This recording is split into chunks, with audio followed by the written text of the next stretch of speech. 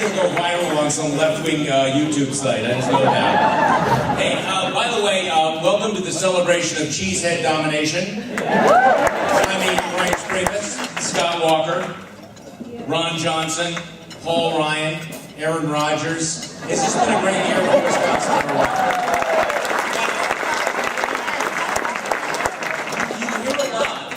People who say that Wisconsin is ground zero, and it is absolutely ground zero. People all around the country will ask, do people in Wisconsin understand how important what happens in Wisconsin is to the rest of the country? Do you understand the message it will send if Scott Walker is re-elected? Do you understand the significance of what will happen if those reforms are validated?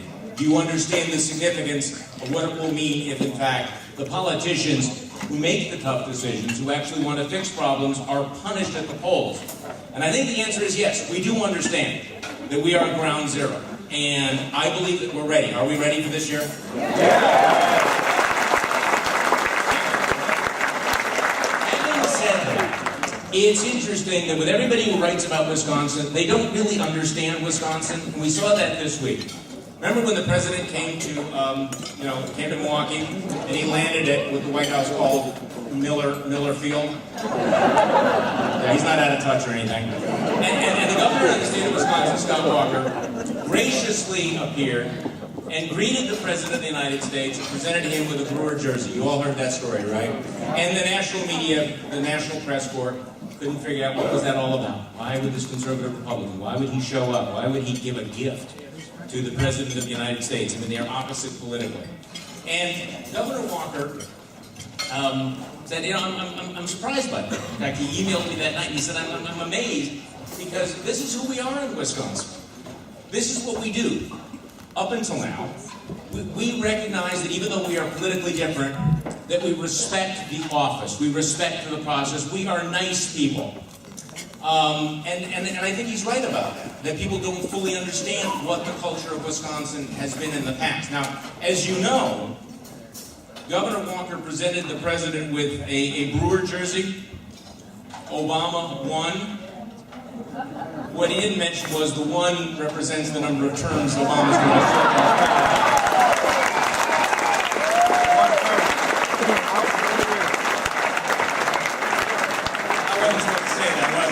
That was kind of inside baseball. I don't know whether you heard the story, by the way, that you had the national media was covering this, and one of the writers for a national publication, I don't want to embarrass them, Politico,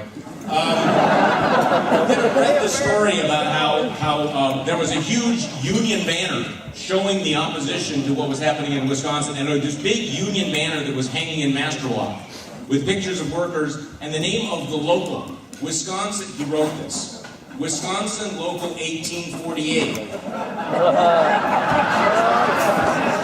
Obviously he wasn't from around here, because otherwise he would have recognized that was the state flag. But he was confused because there were workers and laborers and miners, actually miners on the flag. And he didn't realize that that's who we are, but that's who we are. And one of the problems with the transition is that people are having a hard time figuring us out because they go, okay, weren't you the state that gave us Russ Feingold? Weren't you the state that gave us Jim Doyle? So what's going on in Wisconsin? Well, it's remarkable because, as we know, they are gone. But they don't know who we are.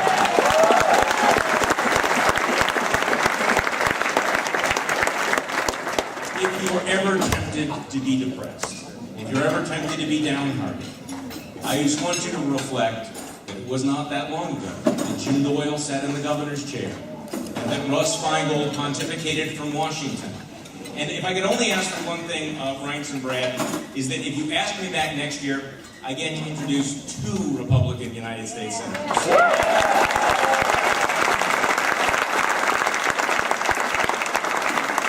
first speaker tonight doesn't need a lot of introduction.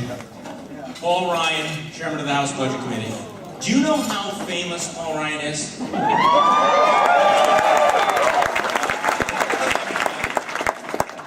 After deer hunting, he decided to grow a beard. And apparently was at an airport wearing a jersey.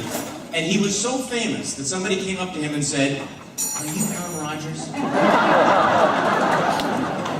Now, Paul, If you'd run for president, that probably wouldn't have happened. I'm just saying.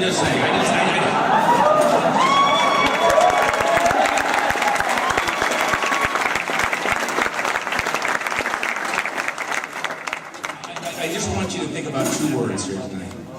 Brokered convention. Brain's going, oh no, don't do that. I'm sorry, okay, I'm not going to be asked back next year, so somebody else will be doing that. In case you missed it though, Paul Ryan this week had another of his remarkable moments where he had the Secretary of the Treasury, Timothy Geithner. You might remember Timothy Geithner. Unlike most of us who didn't get around to paying his taxes. Talking about the Obama budget and the discussion, about, you do understand that we are becoming Greece, that we are on this unsustainable fiscal path, that you look at, if the entitlement spending continues the way it's going, this country will be broke. In fact, I believe, if I remember, you said that the economy essentially shuts down in 2027. And as I get older, that doesn't seem that far away anymore. And Timothy Geithner essentially acknowledged at the end of this, well, no, we don't have a plan. We just don't like yours. The acknowledgement of the abdication of leadership was extraordinary. But the admission that the only plan to put this country on a sound financial standing was from Paul Ryan, I think was itself an extraordinary admission. And it is my honor to introduce for you Congressman Paul Ryan.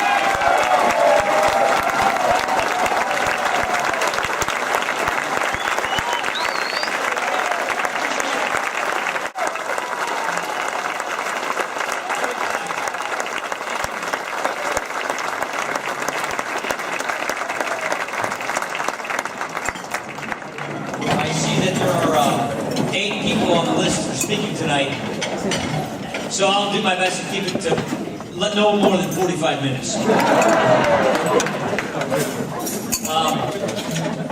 I want to repeat something that was just said. All those state legislators here, the men and the women who were on the front line for freedom, the state senators, the state representatives, the Walker family, thank you for what you're doing for our state. Thank you for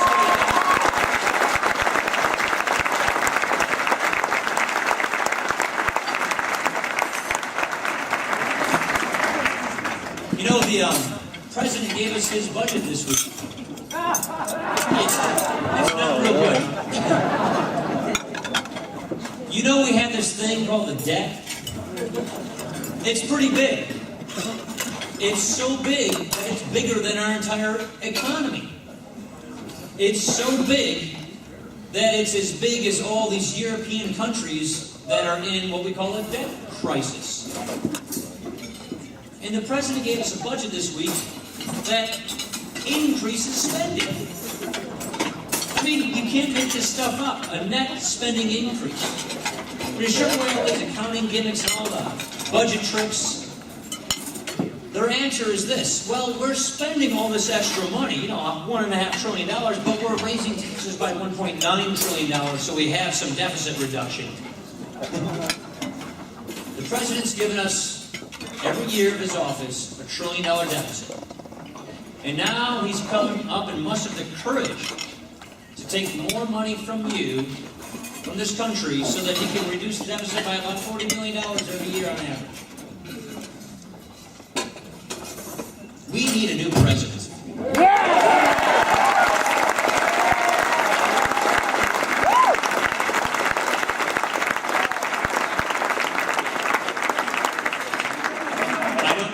I only have a few minutes, so I'm going to keep it quick. Okay? Ryan, 2012! Good.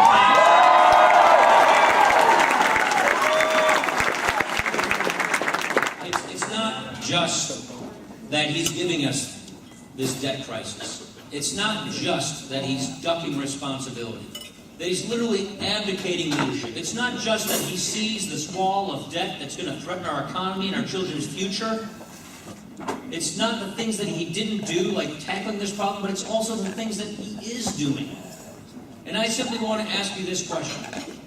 If he, in this tough election year, is willing to confidently say that he And his government will give you new rights, which mandates that you may have to violate your conscience, your First Amendment rights to freedom of religion. If he is willing to say that the government has the power to trump these constitutional rights that we have been given, that our veterans fought for, now imagine what he will do if he doesn't ever have to face the voters again. We've got a big job ahead of ourselves as Wisconsinites. And I would put to you, if Scott Walker wasn't our governor, if all these state legislators were state legislators in the Montana legislature or in the Rhode Island legislature, we wouldn't be seeing all of this. Our 10 electoral votes can make or break this presidency. Our 10 electoral votes are considered up for grabs. You see, we went blue big in 2008. Then we went strong red in 2010. So at this juncture, it is considered a toss-up. And we haven't seen a Democrat get elected to the White House for a long, long time without winning the state of Wisconsin. And if they don't win states like Wisconsin and Ohio and a couple of other ones that are up for grabs, Barack Obama's a one-term president.